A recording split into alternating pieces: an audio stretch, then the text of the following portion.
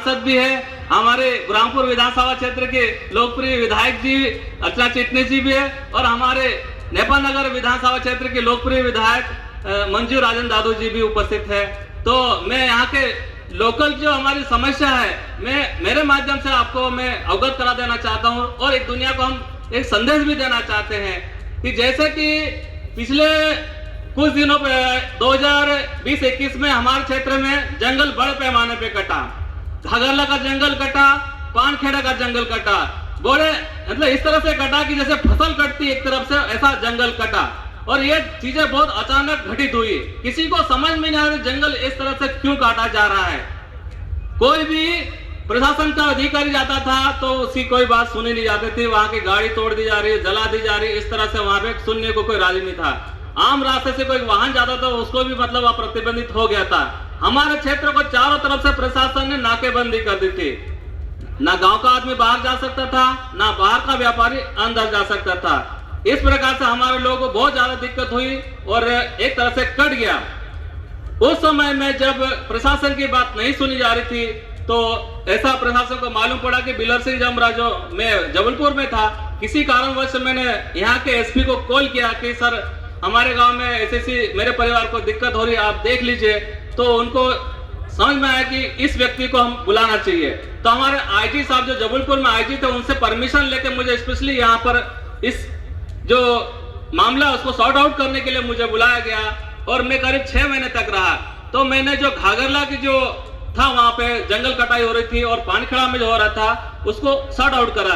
लेकिन सोचने वाली बात ये क्यों है कि ऐसा क्यों हो रहा था कि अचानक से जंगल क्यों कटना चालू हुआ। लेकिन जब मैं अंदर क्षेत्र में घुसा, मैं रहा उनके बीच क्योंकि मेरा क्षेत्र आता है, तब मुझे मालूम पड़ा कि किसी बाहरी व्यक्ति ने राजनीतिक फायदे के लिए, पैसों के लिए उनको भड़काया कि आप इतना पैसा हमें दे दीजिए, मैं आपको नवाड़ दिला दूंगा। ऐसा करके उनको पैसा, बेचारे जो हमारे आदिवासी है, यहाँ के जो ना समझ मतलब भोले वाले हमारे लोग हैं, समझदार तो है बाकी भोले वाले, ऐसा करके उनको भड़काया, उनसे पैसे को कलेक्शन करवाया और जंगल भी कटवाया। और पैसों में क्या हुआ, जब प्रशासन ने जो कार्रवाई करी तो हमारे जो कई लोगों के ऊपर बल प्रयोग भी हुआ और झेलना हमें पड़ा। यहाँ तक कि प्रशासन की कार्रवाई इतनी हुई कि चारों तरफ से नाकेबंदी करके 1-2 महीना तक लाइट बंद थी, हेडपंप उखाड़ लिए गए, हमारे कुएं उसको जेसीबी से भर दिया गया।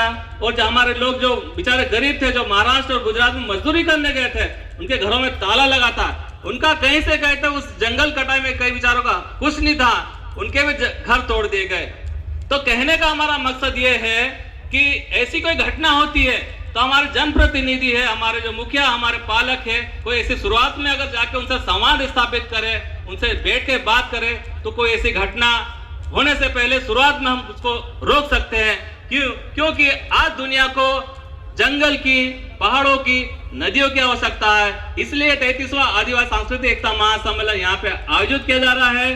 हम दुनिया को संदेश देना चाहते हैं कि हमें जंगल बचाना है, पहाड़ बचाना है, नदियां बचाना है।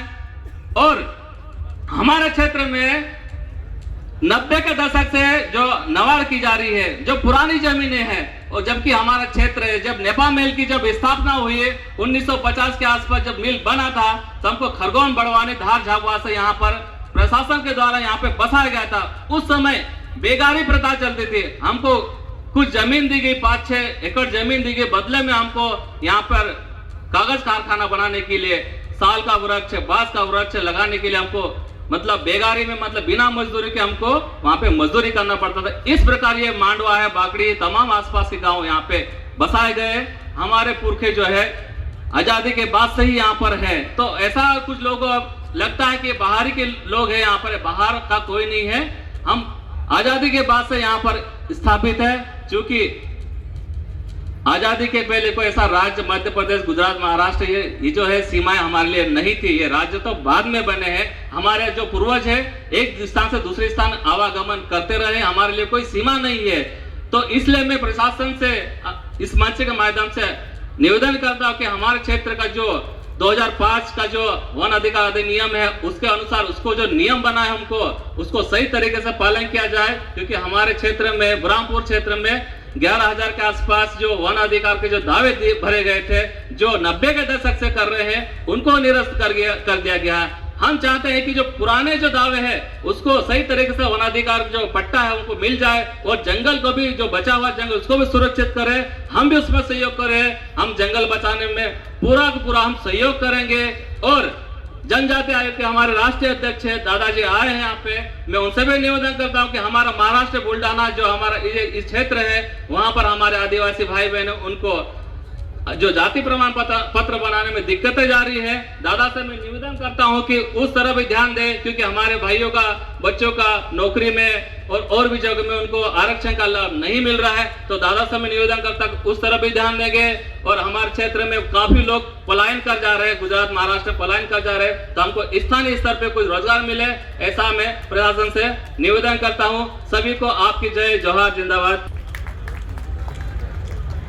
बहुत बहुत धन्यवाद बिल्लोर सिंह जमरे जी ने जो है यहाँ की जो स्थानीय लोकल समस्याएं जिस ढंग से प्रशासन के द्वारा हुई है वो हमारे राष्ट्रीय जनजाति आयोग के सामने रखी है, और हम निवेदन करते हैं उनसे कि इन समस्याओं का समाधान जल्द से जल्द होना चाहिए। तो मैं अभी अगले वक्ता के रूप में राजस्थान